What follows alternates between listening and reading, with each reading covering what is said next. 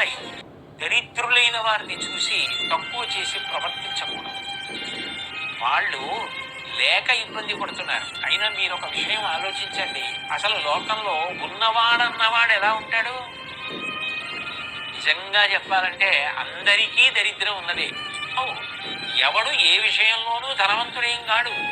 ఎవడు ఏ విషయంలోనూ పూర్ణమైన ఐశ్వర్యవంతుడు కాడు. ఎవడికైనా ఏదో లేనితనం ఉంటుంది. ఏదో లేనితనం ఉంటే ఇతరులు నిన్ను దాన్ని బట్టి వెక్కిరిస్తే ఎంత బాధగా ఉంటుంది. ఇతరులకు లేకపోతే మనం చెయ్యగలిగితే సాయం చేయడం గొప్ప. అంతేకాని వారికి లేదు అని విమర్శించడం ఎంత దారుణమైన విషయం. తాను కష్టపడ్డ వ్యక్తి, లేనితనం నుంచి తాను పైకొచ్చిన వ్యక్తి, అట్లా బాధపడుతున్న వాళ్ళని ఉద్ధరించడానికి కష్టపడిన వారు ఎవరుంటారో వాళ్ళ చరిత్రలు శాశ్వతంగా ఉండిపోతాయి. దరిద్రులైన వారిని చూసి తక్కువ చేసి ప్రవర్తించకూడదు. వాళ్ళు లేక ఇబ్బంది పడుతున్నారు. అయినా మీరు ఒక విషయం ఆలోచించండి. అసలు లోకంలో ఉన్నవాడన్నవాడు ఎలా ఉంటాడు?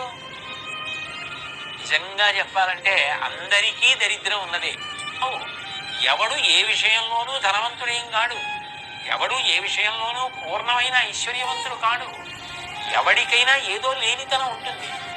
ఏదో లేనితనం ఉంటే ఇతరులు నిన్ను దాన్ని బట్టి వెక్కిరిస్తే ఎంత బాధగా ఉంటుంది. ఇతరులకు లేకపోతే మనం చెయ్యగలిగితే సాయం చేయడం గొప్ప. అంతేకాని వారికి లేదు అని విమర్శించడం ఎంత దారుణమైన విషయం.